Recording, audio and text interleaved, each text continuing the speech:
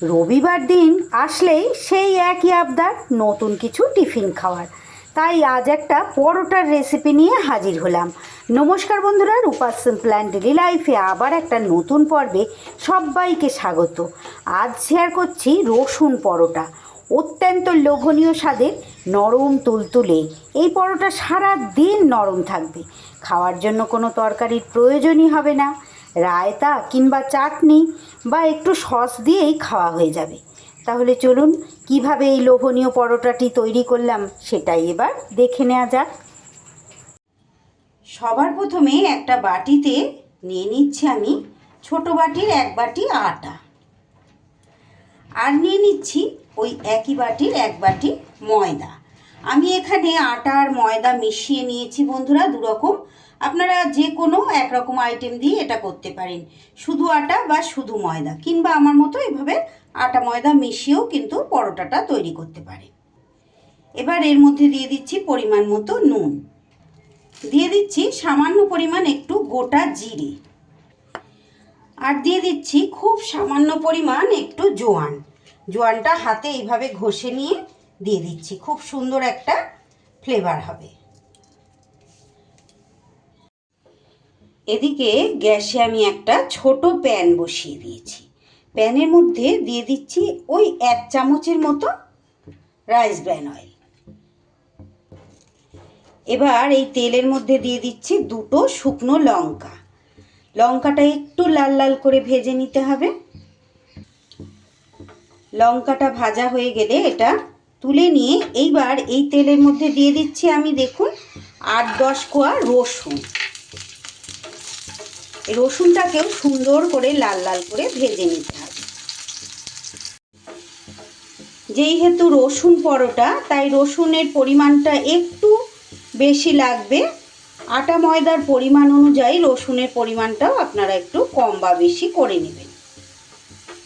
একদম বেশ লাল লাল করে একদম ভেজে নিতে হবে, যাতে রসুনটা ভাজা হওয়ার সাথে সাথে একটু সিদ্ধ মতো হয়ে যায়। একদম লো ফ্লেমে এই কাজটা করে নিতে হবে। এবার গ্যাসটা আমি বন্ধ করে দিলাম। রসুন আমার বেশ ভাজা ভাজা হয়ে গেছে। এবার এর মধ্যে দিয়ে দিচ্ছি বন্ধুরা ছোট বাটির 1 বাটি কুচনো ধনে পাতা। রসুনের সাথে এই ধনে পাতাটাও একটু এইভাবে নেড়ে নিতে হবে। এটা গ্যাস বন্ধ করেই করবেন, গ্যাস জ্বালিয়ে রেখে ধনে পাতাটা দেওয়ার দরকার নেই। গরম অবস্থাতে ধনে পাতাটা বেশ নরম হয়ে যাবে। এই রসুন আর ধনে পাতার দারুণ সুন্দর একটা ফ্লেভারে তৈরি হবে।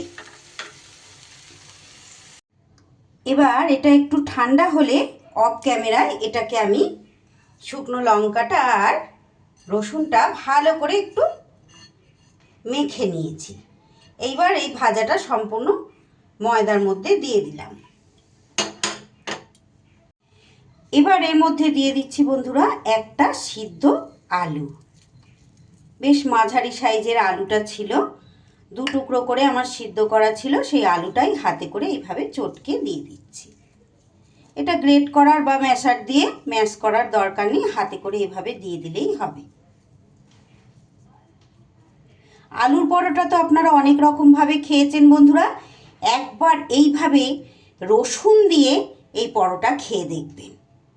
এবার এর মধ্যে আরও 1 চামচের মতো রাইস ব্র্যান অয়েল আমি দিয়ে দিলাম, তাতে করে পরোটাগুলো খুব সুন্দর সফট হবে। এইবার সব উপকরণ জল না দিয়ে আগে ভালো করে মাখিয়ে নেব। শুধু ছুটির দিন না বন্ধুরা, এটা অন্য দিনেও আপনারা, মাঝে মধ্যে তো একটু অন্যরকম আমাদের খেতে ইচ্ছে করেই, তাই না? এইভাবে আপনারা বাচ্চাদের টিফিন বক্সে বা বড়দের লাঞ্চ বক্সেও 1-8 দিন দিয়ে দিতে পারেন। খুব সুস্বাদু হয়, খেতে ভীষণ ভালো লাগে। আর এটা খাওয়ার জন্য সে সঙ্গে কিন্তু বিশেষ কিছু আর লাগে না। রুটি তরকারি আলাদা রকম করে রোজ রোজ বানাতেও তো আমাদের ভালো লাগে না, তাই এইভাবে 1-8 দিন করতেই পারেন। সুন্দর করে এবার সব উপকরণগুলো মিশিয়ে নিয়ে এইবার যেটুকু জলের প্রয়োজন হবে দিয়ে এটা সুন্দর করে মেখে নেব। অল্প অল্প করে জলটা দেব, যাতে করে ডোটা নরম না হয়ে যায়। আমার চ্যানেলে এই রকম নিত্য নতুন রেসিপিগুলো পেতে যে সকল বন্ধুরা এখনও আমার চ্যানেলটি সাবস্ক্রাইব করেননি তাদের কাছে অনুরোধ, প্লিজ বন্ধুরা আমার চ্যানেলটা সাবস্ক্রাইব করে আমার পাশে থেকে যান। আমি প্রত্যেক দিন খুব সহজ উপায়ে ঘরোয়া উপকরণ দিয়ে বিভিন্ন রকমের রেসিপি শেয়ার করে থাকি। আশা করছি আপনাদের ভালো লাগবে। আজকে রেসিপিটিও যদি আপনাদের ভালো লাগে প্লিজ বন্ধুরা ভিডিও শেষে একটা লাইক আর ছোট্ট করে একটা কমেন্ট করে জানিয়ে যেতে ভুলবেন না যে আপনাদের কেমন লাগলো। ভালো লাগলে অবশ্যই বাড়িতে এইভাবে তৈরি করবেন। নতুন বন্ধুরা চ্যানেলটা সাবস্ক্রাইব করে পাশে থাকা বেল আইকনটা অল করতে ভুলবেন না কিন্তু, যাতে প্রত্যেক দিন ভিডিও আপলোডের সাথে সাথে সবার আগে আপনাদের কাছে নোটিফিকেশান পৌঁছে যায়। দেখুন এইভাবে থেসে থেসে চটকে চটকে যেভাবে আমরা রুটি পরোটার ডো মাখি সেইভাবে মেখে নিতে হবে। খুব সহজ রেসিপি, প্রত্যেক দিন যেভাবে সহজ সহজ রেসিপিগুলো শেয়ার করি আজকে রেসিপিও খুব সহজ, কোনো খাটুনি নেই, ঝামেলা নেই। যে কোনো সময় যে কেউ আপনারা এটা বানিয়ে নিতে পারেন। খুব মজার একটা টিফিন রেসিপি।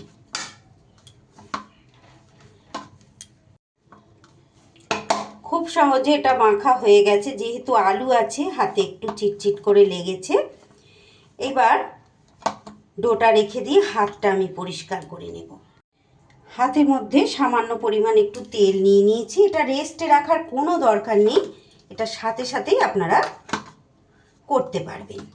এবার এটা নেচি কেটে নিচ্ছি।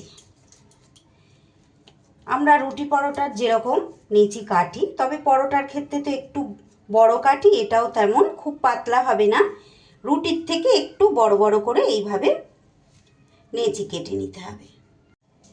সব নেচিগুলো কেটে এইভাবে গোল করে নিয়েছি। এইবার চাকি বেলনি নিয়ে নিয়েছি। চাকি বেলনির মধ্যে খুব অল্প পরিমাণ আটা দিয়ে আমি এগুলো বেলে নেব। আপনারা চাইলে আটার পরিবর্তে এখানে কিন্তু সর্ষের তেল, বন্ধুরা, তেল দিয়ে বেলতে পারেন। সাদা তেল দিয়েও বেলা যেতে পারে, এভাবে আটা দিয়েও বেলা যেতে পারে, যেটা সুবিধা আপনাদের সেটা বেলে নেবেন। এইভাবে এবার গোল গোল করে বেলে নেব।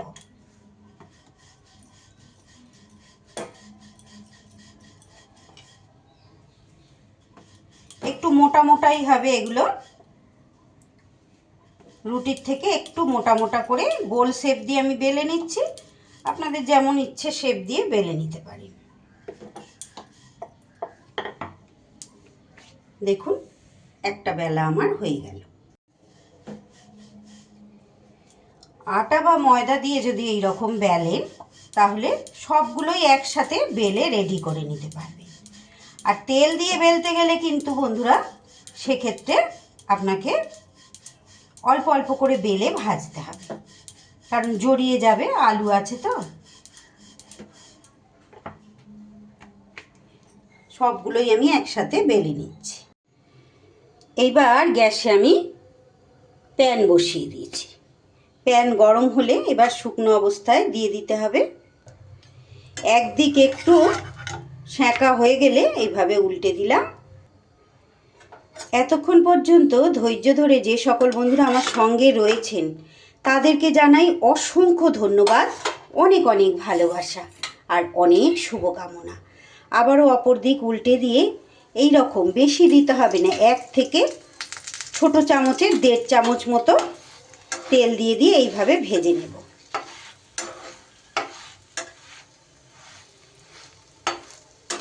ভীষণ সুস্বাদু হয় বন্ধুরা, খুব টেস্টি টেস্টি লোভনীয় একটা পরোটার রেসিপি আজ আমি আপনাদের সঙ্গে শেয়ার করলাম। ভালো যদি লাগে অবশ্যই বাড়িতে এভাবে একদিন ট্রাই করে দেখবেন।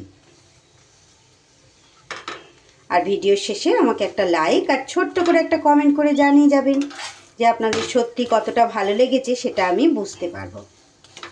আপনাদের একটা লাইক আর একটা কমেন্ট এইভাবে প্রত্যেক দিন নতুন নতুন ভিডিওগুলো তৈরি করতে আমাকে অনেক উৎসাহ যোগায়, আর আমার এই ভিডিওটাও অনেক মানুষের কাছে পৌঁছে দিতে সাহায্য করে। তাই প্লিজ বন্ধুরা একটা লাইক আর একটা কমেন্ট রেখে যেতে ভুলবেন না।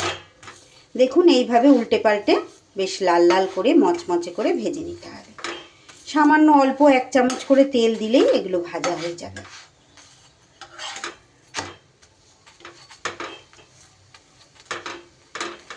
এটা ভাজা হয়ে গেছে, তুলে নিলাম।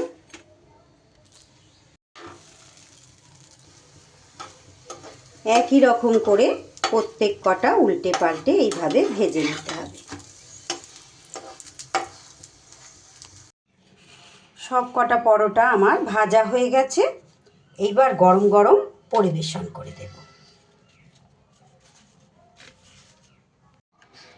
আমি এখানে টক দই, কুচনো শসা আর বিট নুন দিয়ে রায়তা তৈরি করে নিয়েছি।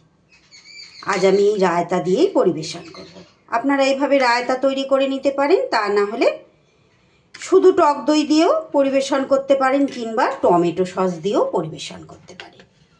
আর কিচ্ছু লাগবে না। কতটা সুন্দর নরম তুলতুলে হয়েছে দেখুন। সারাদিন এই একই রকম নরম তুলতুলে থাকবে। আজকে রসুন পরোটার রেসিপি আপনাদের কেমন লাগলো বন্ধুরা? ভালো যদি লাগে একটা লাইক, কমেন্ট, শেয়ার ও সাবস্ক্রাইব করে আমার পাশে থাকবেন। সবাই খুব ভালো থাকবেন, সুস্থ থাকবেন। আবারও দেখা হচ্ছে নতুন কোনো রেসিপির সাথে। সকলকে অসংখ্য অসংখ্য ধন্যবাদ পুরোটা দেখার জন্য।